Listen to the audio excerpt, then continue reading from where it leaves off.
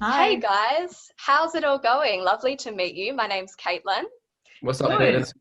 Caitlin? Good. How are you all holding up? It's crazy times at the moment. I'm doing well. Just had a burrito the other day. Yeah. Well, there's always time for a burrito, right? And Yeah. hey, Just Josephine, I'm having actually fun. in Perth at the moment, which is Perth where is you're doing from. amazingly, and I wish I Yes. could get in, and I can't. Oh, tough time. So you're in LA at the moment? I am. Well, I hope things are, going okay, and I hope you're all holding up. I'll get straight into it. So, Hero and Josephine, you guys worked together on the first movie after. So, what was it like bringing Dylan into the mix? How did that change the dynamic up?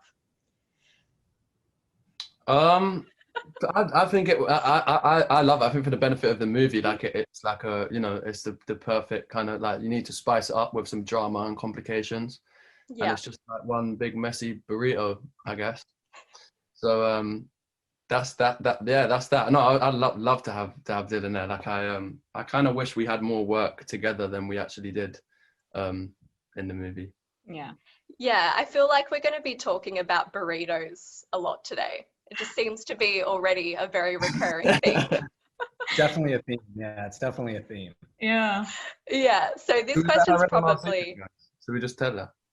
Should we do? Yeah. We've been doing a thing for the past couple. Yeah, we've been doing a thing for the past couple of interviews where we're trying to get a word in. Wait, burrito. I need to get mine out. Oh, so shit. burrito. okay. So the Okay. last Burrito. one was pickle, and then this was burrito. But it's good you sussed it, and now we can move on finally. Thank you for letting me in on this little secret. I hope you don't find another word behind my back, but anyway. So this question's probably more directed at Hero and Josephine.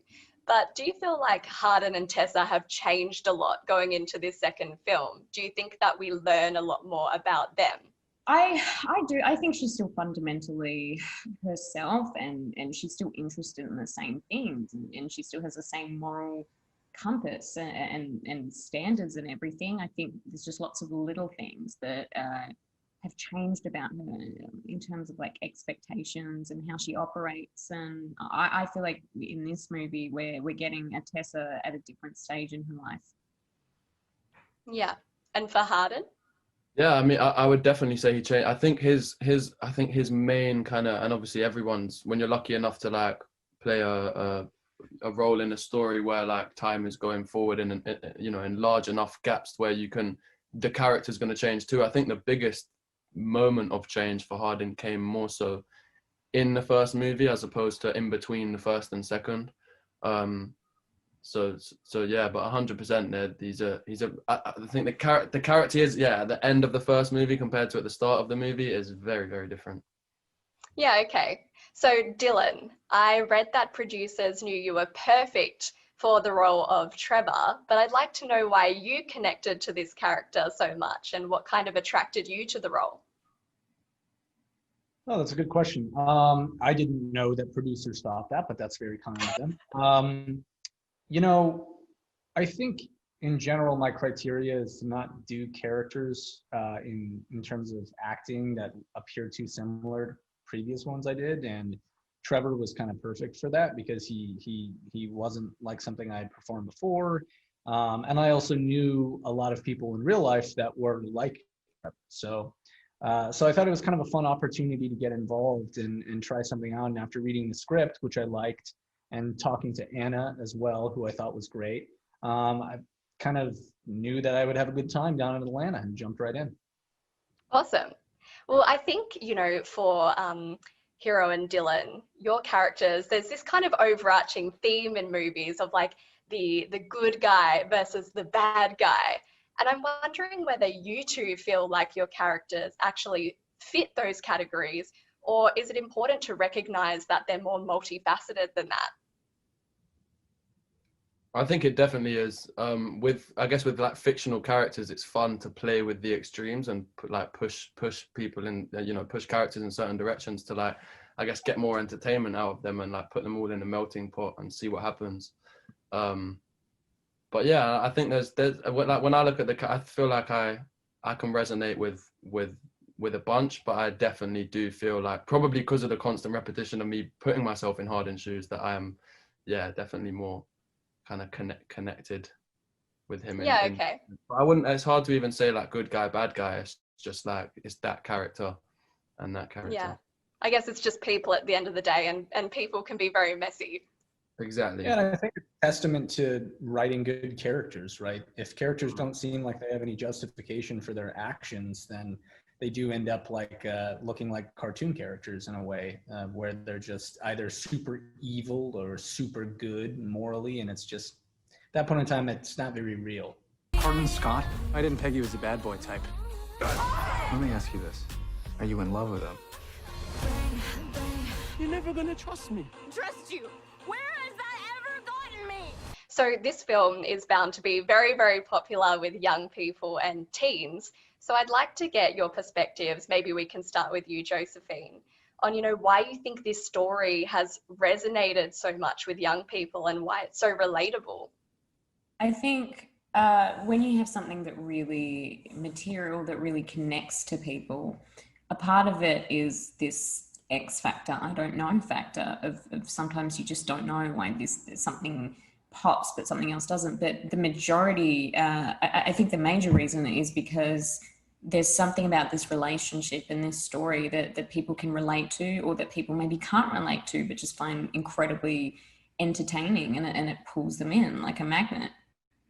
Yeah. Did anyone else have anything to add to that? No, I mean, I think like Joseph, I think a lot of it is comes down to like the story that Anna's created from the books, and we're just kind of trying to not mess up while bringing it to life. Yeah, and that's actually a good point, because, you know, this has such a massive fandom. Do you feel a sense of pressure to kind of do right by these characters? I think you feel this responsibility to get it right, for sure, but there's a certain level of it being out of your control. You know, you show up and you play your role to the best of your ability, and then a film has so many elements that you just never really know how it's going to turn out, and so you hope. And I hope that fans really love this experience and they get something different than they got in the first film. Yeah, definitely. So reflecting on filming, you know, was there a really memorable moment that stuck out to you guys? Something really funny or something really emotional? Any cool stories you have to share? We to try and like mix it up and like, you know, like kind of, I'm trying to think of like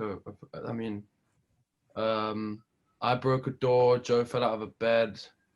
Very funny. How on earth did you break a door? Kicked it. That does the job. Yeah. Right, but no burritos were involved in any of this. Well, there are burritos involved every day. It's just, it's not very memorable when they're every day. I'm very lucky that I didn't fall down in this one. I fell down a few times in the first one. I can be a little clumsy. Right.